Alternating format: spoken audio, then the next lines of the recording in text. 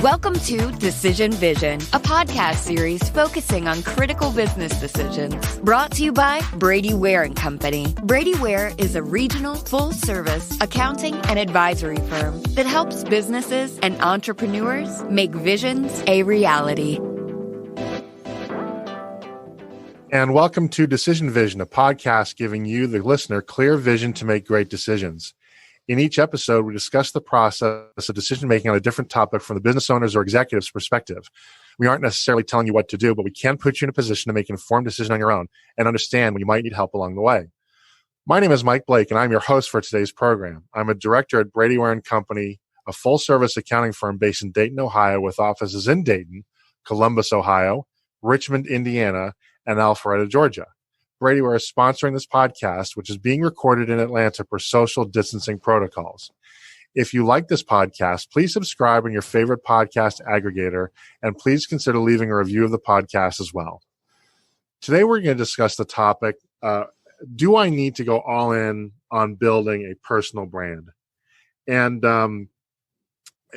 ever since this coronavirus thing really hit home, and we've all been sent scattering to our homes and hastily building work from home workstations, complexes, turning dining room tables into corporate headquarters, and so forth. I've been thinking a lot about this topic because I'm in very much an old industry firm, and let's face it. Now, I think that some of our firms, and us included, are actively thinking about how to best adopt and adapt to modern business techniques, practices, methodologies.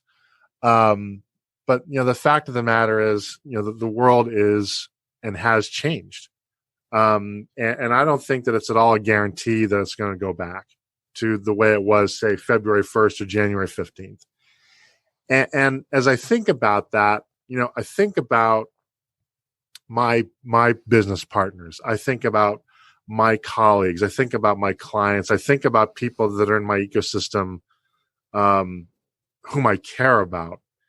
And I wonder what is to become of them if their primary method for building a brand or building their, not even a brand, but just sort of a circle of people that are helpful to them. I don't know what the word for that would be, so I'm just going to use that very awkward terminology.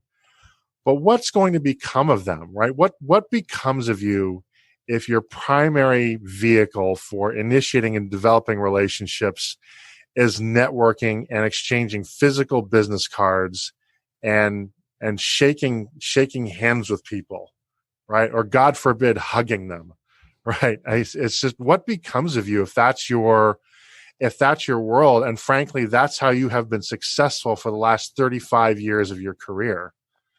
Right. And the honest, no sugarcoating answer, as I try to do on this podcast, is an asteroid has hit. Now it's hit on the other side of the planet. So the shock wave hasn't really hit. It's hit in Mexico. But we're in Eastern Europe, and so the shock wave hasn't hit. The fragments of molten lava or volcanic rock haven't rained down on us yet. So there's a little bit of time, but the fact of the matter is an asteroid has hit.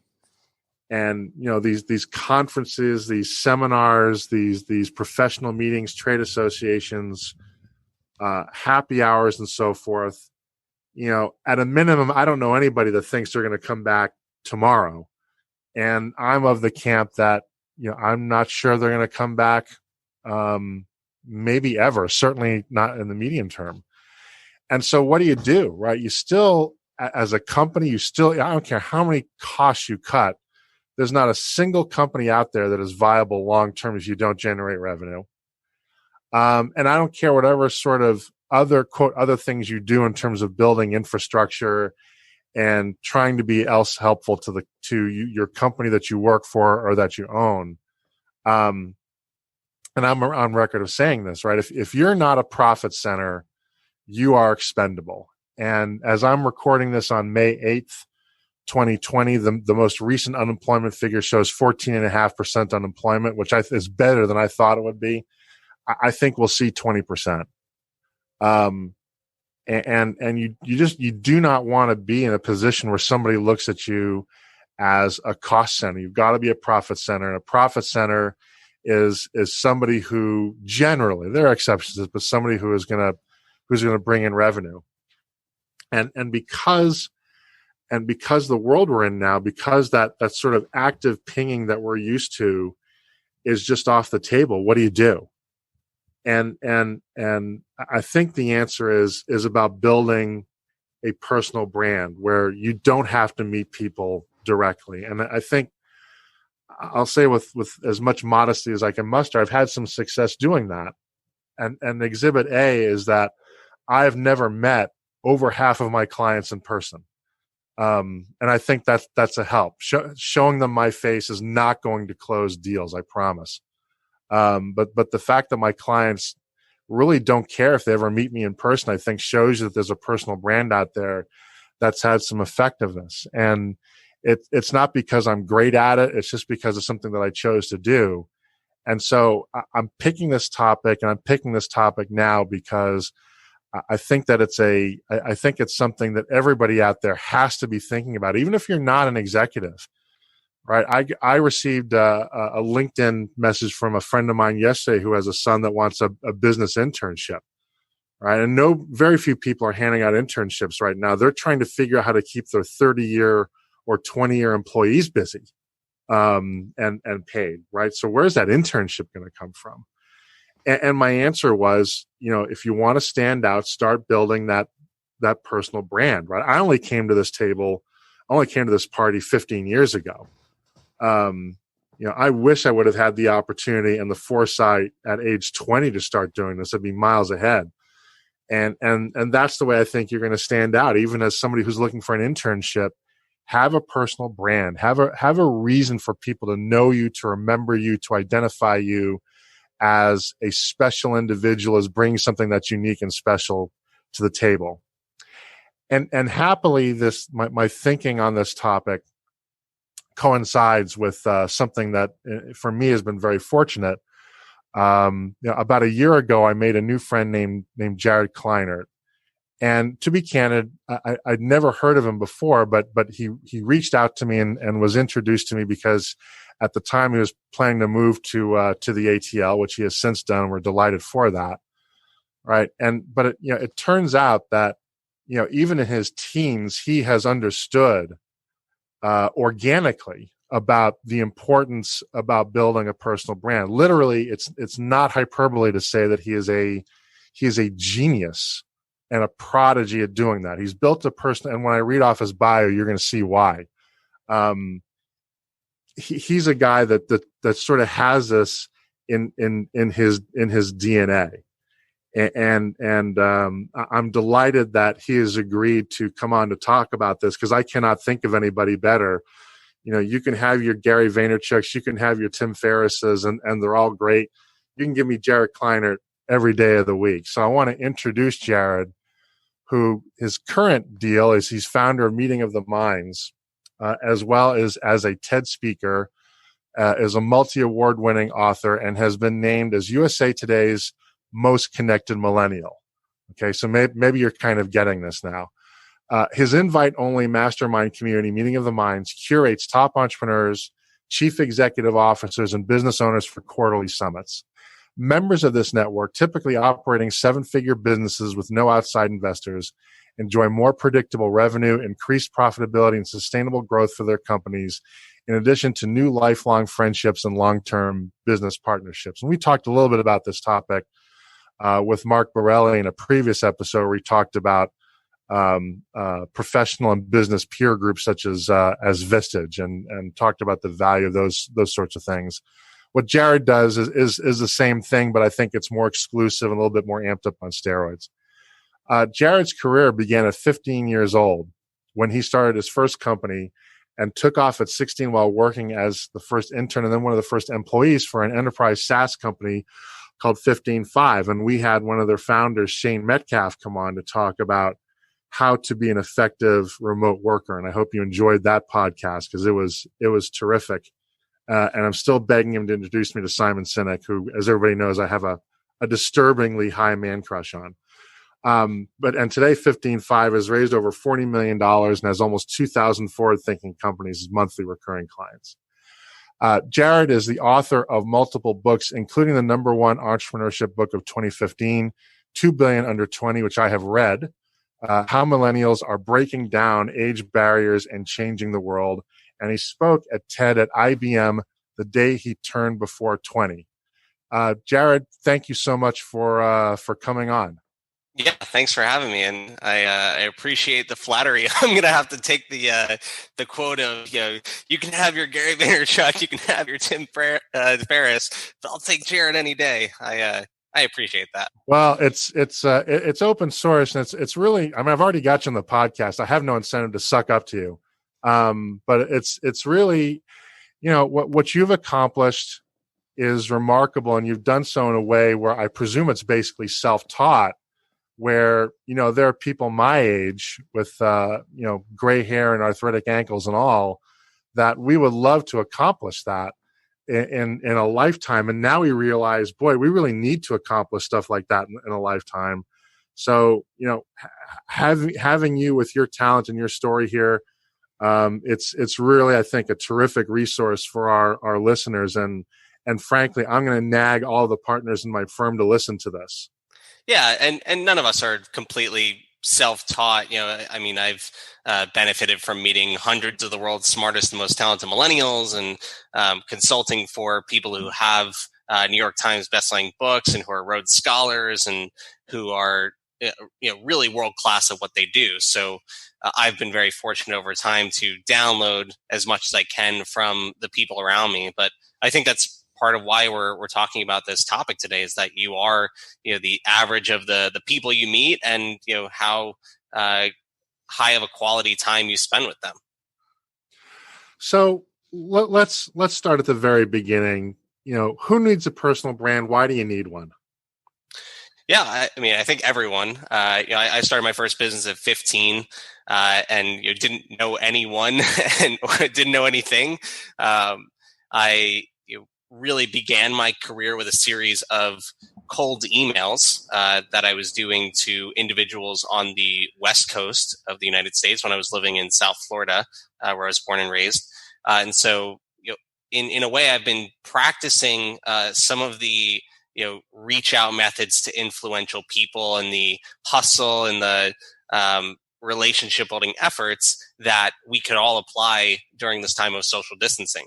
And so, started my first business at 15, failed miserably, didn't know anything about the industry I was playing in. I didn't know anything about my competitors, didn't have enough capital. Biggest mistake I made was poor mentor selection. And I was spending 6 months hanging out with a guy who I later found out had served time in prison for securities fraud on Wall Street. Which is definitely not who you want to associate with if you want a long, prosperous career as an entrepreneur.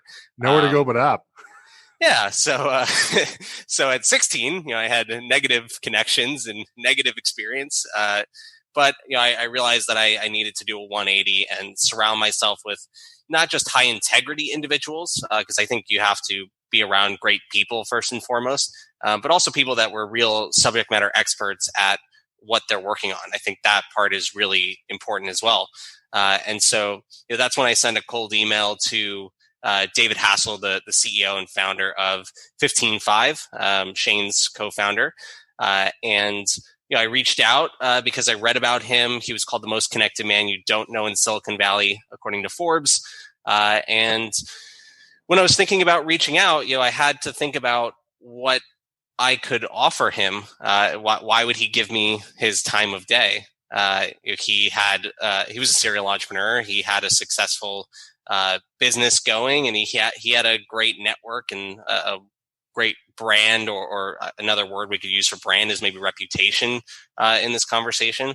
And I was just a 16-year-old kid in Florida who had spent 6 months learning under a former white-collar convict and had a failed startup. So nevertheless, I sent him an email. basically offered to work for free in exchange for his mentorship. And that led to an internship at his company, which led to me being one of the first 10 employees at his company. And from there, that single super connector in David snowballed into a whole network of people that I'm still in touch with today. Advisors of 15.5, some of their clients. In fact, one of their former clients is now speaking at at an event I'm hosting in about a week at time of recording. And you also build the skill set of reaching out to more people like David. You also pick up social proof along the way, right? Like I reached out to David. I've now established some experience in working for 15.5. I can leverage that. In a tasteful manner, of course, but I can leverage the fact that he took a chance on me. I can leverage the trust that he's built with other people in his network when I'm starting to build a relationship with those people off of his introduction or recommendation. When I cold email other people, I can leverage the work that I did at 15.5. And anything else that I accomplished in the 2 years I was there, which I'd done a TEDx talk. I got a book deal for my first book when I was 17. And so, I replicated this model. I reached out to Keith Ferrazzi, who's the author of Never Eat Alone, when I was 18. Sent another cold email. This time I was able to better leverage some social proof I'd built up, which I think opened the conversation much more easily. But I still was looking to provide value to him as the first matter of business. And that effort turned into him becoming my first ever client of a marketing consulting firm that I ran. Again, got to meet a ton of new people through him and with that case study. So I think what I've been able to do, which is definitely needed now more than ever, is find ways to meet influential people, build deep, meaningful relationships, and do so without relying necessarily on an in-person interaction at first. Although, of course, that's an important part of deepening relationships whenever you can do that. And I think at some point we'll go back to normal and we'll have events. I mean, my company, Meeting the Minds, is driven by these 3-day in-person experiences, although we're figuring out how we do things virtual in the time being. So I hope we go back to normal at some point. But yeah, even just the origin story of who I am and who I've been able to learn from and work with, it was all through connections made virtually. So I want to ask you about the cold emails because I think that's fascinating. Many people are reluctant to send cold emails, right? And I'm not sure why, right? The worst that can happen realistically is they're just not going to respond, right? If they're not, unless you just say something completely just bad, they're not going to bother to denigrate you with a response. It'll just say, you may get an autoresponder, right? Whatever it is.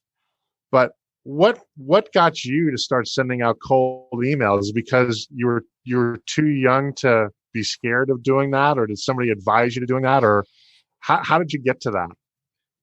I think part of it was the pain that I had in having a really terrible mentor at first. Yeah. So I hope that you don't need to have pain before you start cold emailing or sending more cold emails. And of course, the best cold email is not having to send one at all. And it's to have a mutual connection where there's trust between you and that mutual connection, and then that mutual connection and whoever you're trying to reach out to, be it a potential client or mentor or joint venture partner, vendor, et cetera, potential podcast guest. But if you are resorting to sending a cold email, then how do we do that in the best fashion possible? Because even if you send the perfect cold email, you may not get a response, as you were saying. It may take 2-3 follow-ups. Maybe they just are awful at email, or perhaps other things are going on, like global pandemics that they have to deal with. That. Yeah. So, if you are going to send a cold email, I think it's a great strategy for potentially meeting some new people. And I don't think there's a huge barrier to doing it. It's finding their email address and sending a worthy message. And so for me, I always start with the social proof that I have to offer. So nowadays it's easy. I'm a TED and TEDx speaker, award-winning author. I got this USA Today's Most Connected Millennial thing. I have a lot of social proof that I can leverage. And then specifically for certain industries or individuals I'm reaching out to, I can reference a mutual friend in my subject line, or I can reference, something that we have in common. But for, if you're just starting out, then, think about in the subject line of an email, before we even write the email, we're just talking about the subject line. Think about social proof that you can offer, whether it's awards that your company has won or that you've won, or it's a mutual connection that you see on LinkedIn. And if you can't find some social proof, then at least try and spark intrigue so that the other person opens your email. And you could do that by having something mysterious, like one of my favorite subject lines is quick question, ... Or you can find a way to offer your value in the subject line of your email. Hey, Mike, I have 3 podcast recommendations for you, or 3 guests that I'd like to introduce you to. You're probably going to open up that email, even if you had no idea who I was, because it's personal and it's related to how I might be able to offer you value. And so, then in the subject line or in the body of the email, quickly introduce yourself, but do it in a sentence or two. Hi, I'm Jared Kleinert. And insert that social proof that you have, or insert, what you do. Then the bulk of that email should really be how you can help someone. And so to send a proper cold email, you should be doing your research in advance. And that's where the power of the internet comes into play, and where you could actually start better initial conversations potentially than if you met someone randomly at a conference, because you have the luxury of stepping back, doing a lot of research on what that person may want or need, what they care about, and then you can craft the perfect, pitch or the perfect email to them to show them how you can be valuable, right now, and what the next step should be, which is, hey, you should end your email with a call to action, like let's get on a call, or when are you available, or let's hop on Zoom, something like that. So I do think the cold email or the art of reaching out to new people digitally does pose some benefits from being able to think about what you can offer as valuable, what the other party is going to find as a trustworthy source of credibility, your social proof, and then the value you can offer them, which is why they're going to pay attention to you and your message right now, when there may be other competing priorities or other people reaching out, other salespeople trying to get money from them, et cetera. So you've built, obviously, a personal brand. I think for good or ill, I hope this is accurate, but I do think of your personal brand as the millennial who really gets it and has figured out a lot of the secret sauce, secret formula to digital media, to digital relationship building, and so forth. And my question is this: is that at what point did you go from trying to find a mentor that was better than the train wreck that you initially had, right, to becoming a cohesive plan around building a personal brand where you are going to be known for X? How did that evolve? Yeah, I think the biggest strength of my brand, as you call it, is the quality of my network. And I've certainly taken steps to not just build a great network, but then to amass social proof to let it be known to the world that I am a quality person to connect with.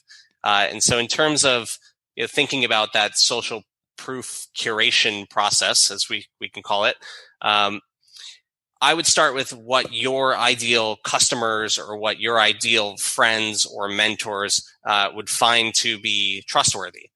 So things like TED and TEDx are trustworthy. I'm really clear about saying I'm an award-winning author as opposed to a best-selling author, because I know that there's a lot of people that can write a book, post it on Amazon, and be a best-selling author, with 3 book buys in an esoteric category in an hour. from their friends for 99 cents. Yep. I'm really salty about that. So I say award winning because it's a lot harder to win awards. And if I was a New York Times bestselling author, I'd put I'm a New York Times bestselling author, but I'm not. So, I've found different ways to leverage the assets I have and to go acquire those as quickly as possible. If you're part of my business is I'm a keynote speaker and I'm a consultant for major companies occasionally. And so, if a potential speaking client is looking at me and my body of work, what are going to be the other companies that they're going to look at and sort of deem trustworthy? What are the news sources they're going to look at and deem trustworthy? The podcasts they're going to look at, et cetera. So, I even if it's working for free or taking a reduced fee, I went and tried to get Facebook, Samsung, Bacardi, Estee Lauder, IBM, National Speakers Association. You can go to associations as well. Those are all groups that I worked with because, in part, I wanted to shine a light on the quality of my work for other people who are interested in connecting with me. So there's that aspect to it. In terms of building my network, because I think the quality of my network and the diversity of my network is where my brand and reputation really shine and why people connect with me. I think, again, there was a snowball effect at first with building my network. So it was being a good person, looking to provide value up front, and then focusing my efforts on connecting with one super connector in David or in Keith Ferrazzi a couple years later. And then from there, it's leveraging that connection to connect with more super connectors. And the dirty secret is someone like Keith Ferrazzi or someone like David has dozens, if not hundreds, of friends who are also very well connected, very well regarded in their fields. And so I, in turn, can meet those people.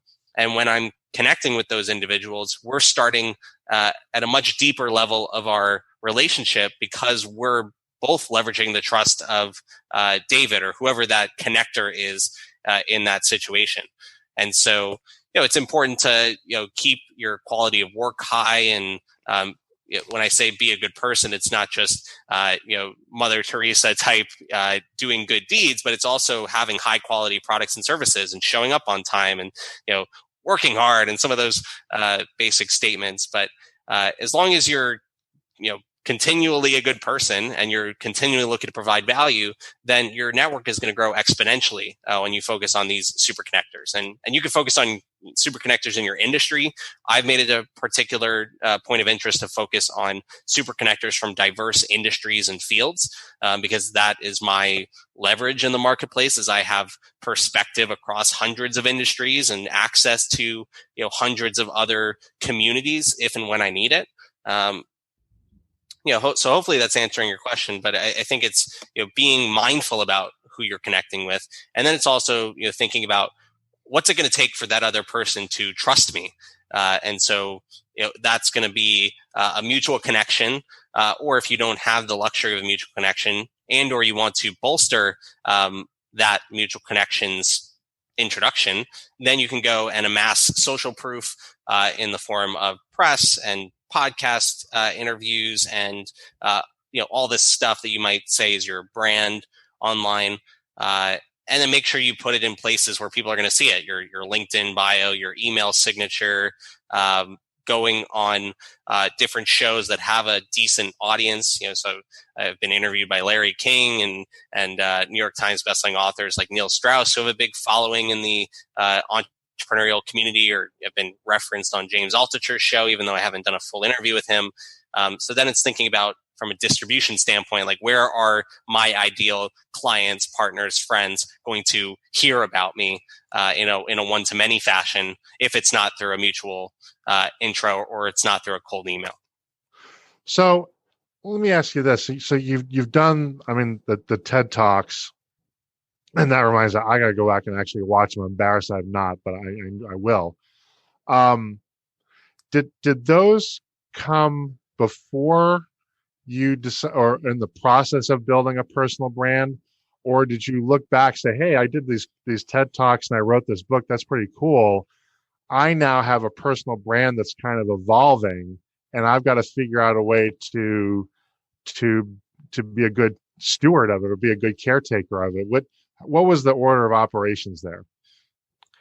For me, I think it was pretty the personal brand building exercises were centric around book launches and around sort of getting a certain mission out into the world. And I think it's cyclical too. I'm now thinking about how we grow Meeting in the Minds and what are the new assets in my brand that I need to build to better reach more of our ideal clients. And so I can look back at what I've done and pick through, comb through what I have and maybe pick some of the top interviews or pick some of the top places I've spoken at or individuals that I've worked with, and then reference those. I would recommend, if you're listening to this and you don't have a lot of social proof built up, I would build that as quickly as possible so that you can go back to revenue generating activities and some of the other stuff. I think the main thing here is you want to spend as much time as possible leveraging your social proof and building your network and your business instead of what some of my peers do. And they spend a lot of time chasing press opportunities and chasing fame, quote unquote, for lack of a better word. Like, right. I'm not really interested in doing too many speaking gigs right now unless they're paid. I don't need more social proof in terms of stages I've been on. But at the beginning, when I was looking to build that part of my business or leverage stages I've spoken on for Meeting in the Minds or for book launches, it was very important for me to get as many high quality speaking gigs as possible and get as many names or logos I could reference on my speaking page or wherever. So it depends on where you're at. If you're starting out with a new business or new industry, or you're earlier in your career, then I would build that social proof as quickly as possible so you could spend more time leveraging it. But it also makes sense to view it or look back at it cyclically and make sure that the assets that you've had reflect how you can be helpful in the marketplace right now. Because a lot of times, even today, I get a lot of references to my books. And while it's great that people are reading, I want more people to know more about Meeting in the Minds. And so I need to adjust for that. It's not, I need to make sure that what I'm putting out in the world accurately reflects how it would help our ideal member there. So that's a good way to think about it. So let's, I'm going to tear up the script up a little bit here. And I want to focus on, such as the script is, but I want to drill down into building social proof, right? Sure.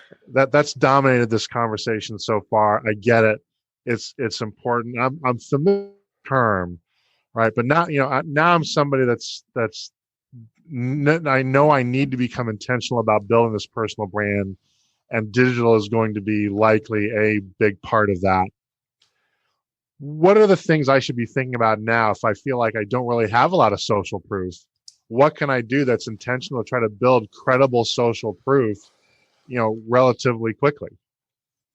Yeah. So for you, we can use you as the guinea pig. You're good. You're at Brady Ware, and yep. You have to think about how to generate new clients. Yep. Especially now more than ever, but in general, you're part of your work is revenue generation. It's upselling clients that the lifetime value of those clients is higher and higher, yep. And that once you have clients, they need to trust you to do work with them, and then they should also be excited about referring you, and so on and so forth. So for you, it's looking at who is your ideal client, and then thinking about where do those people get their ongoing education? What industry news sources would they regularly read? And therefore, they may trust those sources. It's thinking about associations that your ideal client might be part of. It can be credentials. I never went to college, so I don't have the college credential that many people use, but I found other credentials in terms of things I've done that showcase that it's hard to do that, and therefore I had to get skills and connections and whatnot. But it's thinking about your ideal client and all the different things around that person that are important to know. And so you can probably write this down. If you took half an hour to think about it, you could also ask your ideal clients, be like, hey, where do you go to get your ongoing education? Or what podcast do you listen to other than mine? Or where are you hanging out virtually right now because you can't go to conferences? And so then it's how do you that gives you some of the information that you're going to need. And yes, social proof could be being featured in Forbes, New York Times. Those are sort of the wide ranging ones. But then it's also getting really specific as to what are the exact places that your ideal audience needs to hear you and see you in order to trust you and know that you're like the perfect person for them. If you're focusing on some sort of book launch or product launch, then you could go even crazier with this and try and book 20, 30 podcast episodes, and then wherever your ideal client is turning, they're hearing and seeing you, and you're sort of a surround sound influencer for them. I think that's a great strategy as well for a launch of sorts. And then you become just a trusted source. And so when you finally do reach out with a cold email or get that mutual or get that introduction, you're going to start your relationship on a much better footing.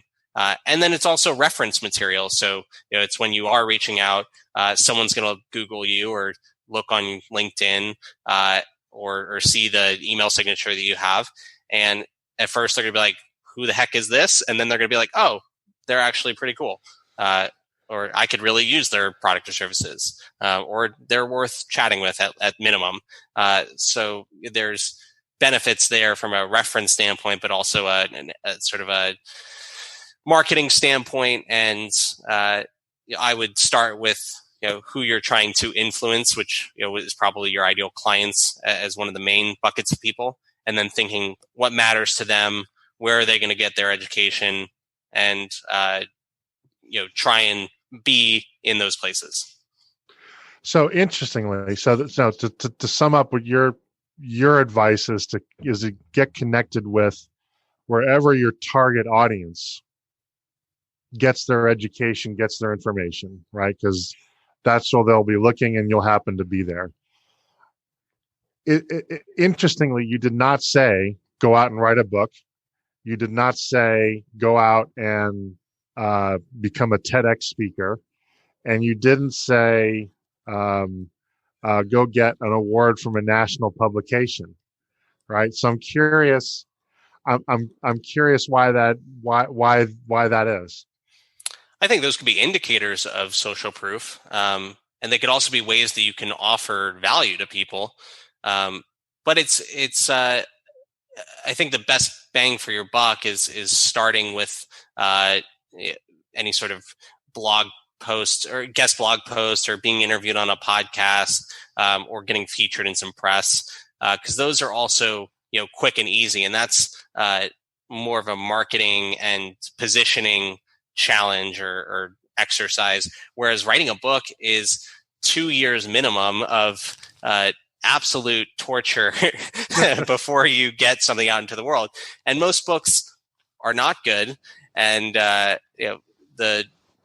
think you could use that 2 years in other ways. So by all means, go write a book if you are going to dedicate the time and resources to it to make it fantastic and to really serve the needs of your ideal listener.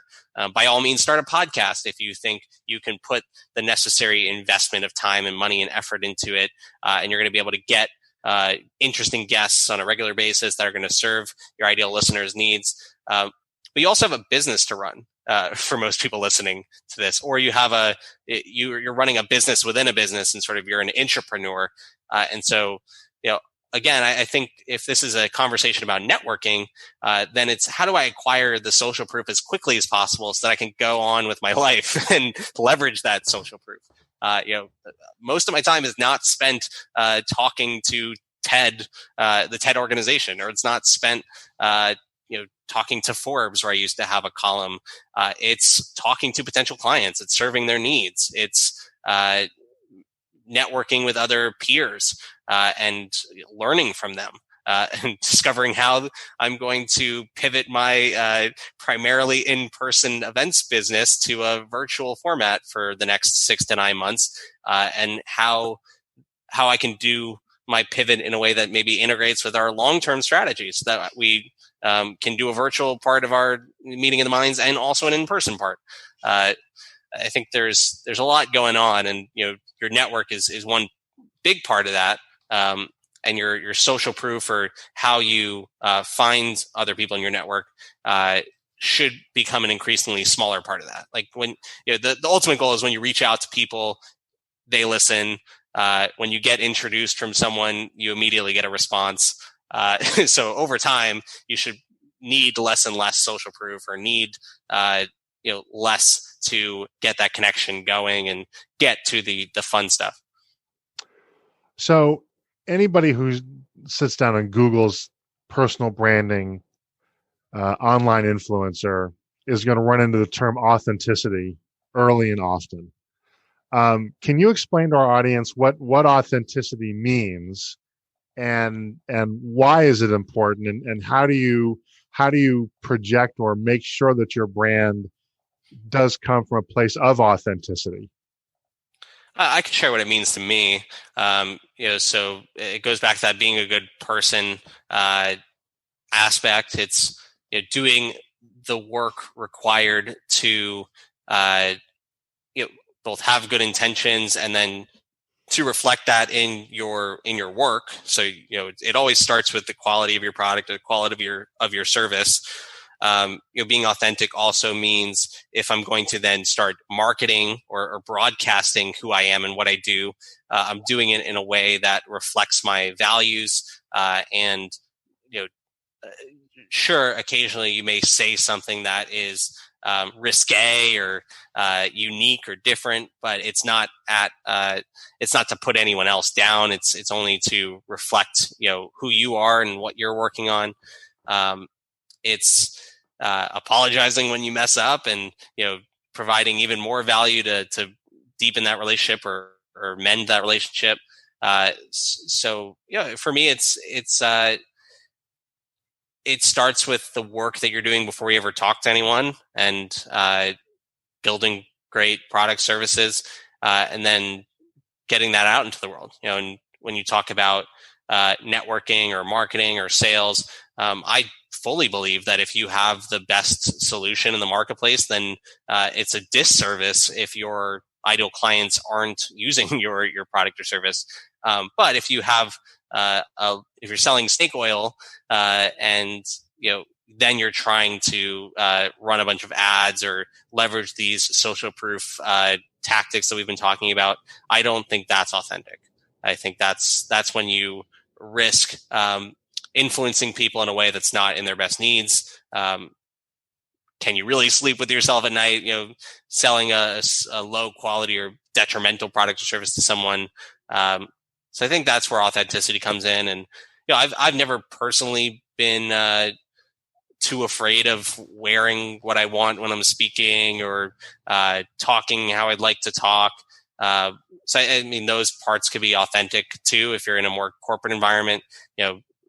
Being able to just be you. There's no difference really in how I am sharing with you now versus how I am at home. I'm an open book, so I guess there's a version of authenticity there that could be debated or could be implemented or not. I mean, I respect privacy as well.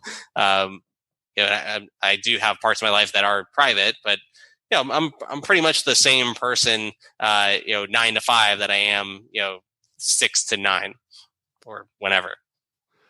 So one thing you've done now, or you're doing now, is what I would consider the advanced class, is that you're evolving from Jared Kleinert, the personal brand, the network building wonderkind, into building now online communities.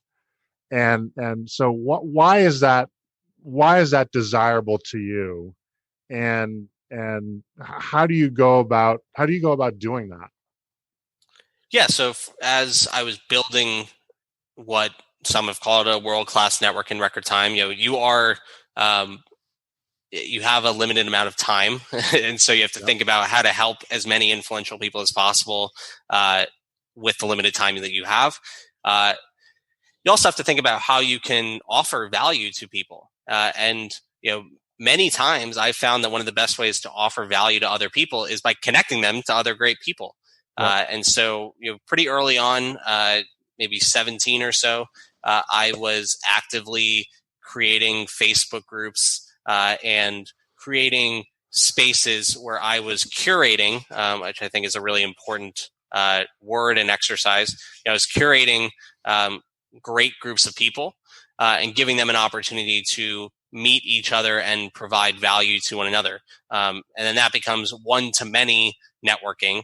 And you're also creating an environment where it's sort of like a neural network of a brain. When two people in your online community connect with each other, they're going to sort of think back to you as the person who connected them, even if you did nothing other than create the setting for them to connect and maybe put some guardrails in place for who's in there, how they're supposed to interact with one another, and things like that. So, I've been building, I guess, online communities since 17. Nothing massive, like not tens of thousands of people, but hundreds of the perfect people. For when we were writing 2 billion under 20 and 3 billion under 30, we were building online communities of some of the world's smartest and most talented millennials, so that the same people that were contributing to our book could meet each other.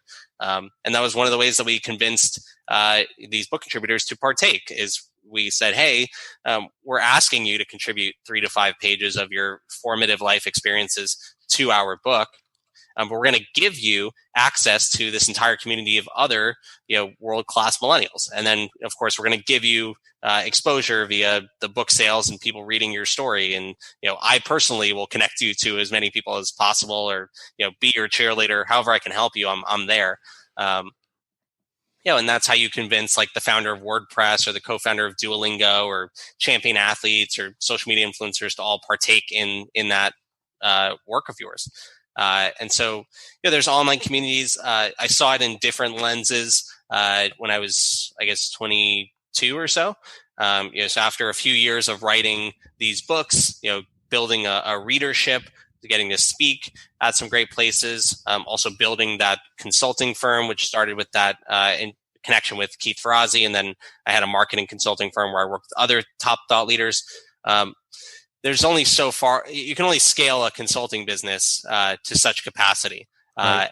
And while the work I was doing with my clients I thought was very valuable, I realized that the most valuable thing I could offer was to take my clients and to take my book contributors and readers and bring them together so that they could meet each other. Because then they're working with me and they're also working with each other to grow their businesses. And so that's where we started Meeting of the Minds. I do truly believe in the power of online or the power of in-person connections, even though most of this conversation has been about virtual connections. So with Meeting of the Minds, our core business is running 3-day summits where these people are flying from all over the country, sometimes even internationally, to hang out in Napa for 3 days or Bermuda for 3 days or upstate New York or Atlanta. And they're building deep, meaningful relationships with one another. Where they're not talking about work, they're talking about personal hobbies and things that they're doing to better themselves. Then they're talking about pressing problems in their business or exciting opportunities and projects, and helping one another and masterminding. But that could be done digitally as well, and we're doing that now as a way to sort of deal with the pandemic. But ultimately, that is one of the best ways I can offer people value is by creating these spaces where someone can get a connection with me and value from me, and they can also meet all these other people that I've deemed trustworthy and awesome. And so I'm now taking the social proof that I've built over time and extending it to my clients and extending it to my friends, and creating this space where two new strangers who I've curated can leverage my social proof and my relationship with each of them individually and start a relationship with each other, and do all the things that we've talked about, whether it's work together, partner, support each other, mastermind, things like that. So, if you're listening to this, I think you have to start with how you can best influence your ideal clients or your ideal boss if you're looking for a dream job. Build start with that like first set of connections. Then you might think about, what are all the diverse advisors, mentors, peers I'm going to need to educate me along the way and hold me accountable, make sure I don't go off the beaten path. And then after you've accomplished that and you've built a great network for yourself, then it's how do I offer this network and how do I offer what I know to others in a way that will allow my network to grow exponentially, but it'll also provide exponential value. And so that's where the online communities come into play. That's where the in-person event series come into play. And anything where it's a one-to-many communication channel, even a podcast. I have an email newsletter that I've been pouring a lot of effort and energy into. That's where the groups come into play and can be extremely valuable. So you touched upon one issue I want to make sure that we cover. I think a lot of people, even people who are experienced, frankly, can be easily discouraged because you get on YouTube, you see somebody that's got 250,000 followers, right? If somebody's got LinkedIn and they've got, thousands of followers and so forth, you know what I'm talking about. And I'm starting up. I turn on my laptop. I've got 8 followers, right? And so the question is, am I so far behind that I just can't catch up? Is number of followers even the right metric to be looking at, in your opinion, in most cases? I don't think so. And I also struggle with the same feelings, sometimes. I think it's all about your goals. I mean, for me, I would rather have a network and a following of very influential people. So if I have 1,000 email list subscribers, but they're all serial entrepreneurs, they're all community leaders, podcasters, authors, and can influence millions of people collectively or tens of millions of people, to me, that's success. And that's what I was trying to accomplish with our book series. And we had 75 book contributors to both books. And so I had a network or a community of 150 of the world's smartest, most talented millennials. And through them, if I had something that was very compelling and worthy of the masses, we could reach 50 million plus social media followers, and we could reach 500,000 to 1 million people on their various email lists. So that's just my personal goal, is to be an influencer of influencers in the humblest way possible. I want to work with the entrepreneurs, the business owners, the CEOs who have a vision for how the world should work or how their industry should evolve. And I want to help them get that vision out into the world, grow their company, reach more people. Some other people have, business models that are predicated on total amount of viewers or total amount of listeners. And so then it should be your goal to get as many people as possible to listen to your stuff. So it's all depending on your goals. But I've personally focused on the quality of my connections.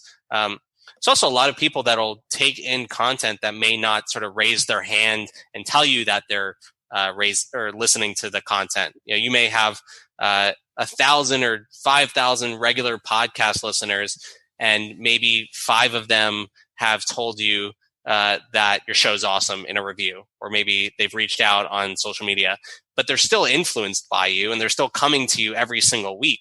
And so I've had countless stories of friends who have seen a Facebook post that I had about like my weight loss journey, and they never liked it, they never commented, they never told me about it. And then 6 months later, they're like, "Oh yeah, by the way, you made a post on Facebook about how you lost 20 pounds, and I started doing that, and now I've lost 20 pounds." And so I think it's important to keep in mind, who's absorbing your content and information, who's watching you from afar, and just how you're building your career and how you're working, who will never raise their hand and tell you that they're doing that. And that, I guess, is truly your reputation, right? It precedes you before you ever meet someone. It will allow you to start new conversations with sales prospects much more easily or more difficultly than depending on how you've built your reputation. So I wouldn't be fooled by subscriber counts or lack thereof. I'd really focus on just the quality of your work and the quality of the people taking in your work as you define who is an ideal customer, listener, friend for you. Jared, you've been very generous with your time, and I know you got to go because you have a packed schedule today. I've only scratched the surface of what I had hoped to ask. How can people contact you for more information about this? If they haven't get to today, can they reach out to you? Yeah. Jared Kleinert at gmail.com. You can find me on social media. I have a private email newsletter that I keep, which for the last 18 months, I have not had an opt-in page for, and I've added everyone one by one because I wanted to keep in touch. But now you can go to motm.co/newsletter and join that. I'm not going to tempt you with a free ebook or anything like that. But you can see some of the past newsletter updates I've sent out before you subscribe. So that's the place I'd love people to go to. Reach out to me, just directly through email. And seriously, I'd love to chat with you. I've been on a ton of podcasts, and you'd be surprised, even the shows with like 250,000 listeners, there'll be 2 people that reach out. So don't be afraid to reach out to me. You could send me a cold email, quick question, ... or heard you on Mike's podcast, and let's start a conversation. So I accidentally talked over you. Can you repeat the email address, please? Yeah, it's Jared Kleinert at gmail.com. So just my name. Kleinert. Yes, sir. Good. Well, Jared, thanks so much for joining us. I learned a lot, and I know our listeners have too. That's going to wrap it up for today's program. I'd like to thank Jared Kleinert of Meeting of the Mind so much for joining us and sharing his expertise with us today. We'll be exploring a new topic each week, so please tune in so that when you're faced with your next executive decision, you have clear vision when making it. If you enjoy these podcasts, please consider leaving a review with your favorite podcast aggregator. It helps people find us so that we can help them. Once again, this is Mike Blake. Our sponsor is Brady Ware & Company, and this has been the Decision Vision Podcast.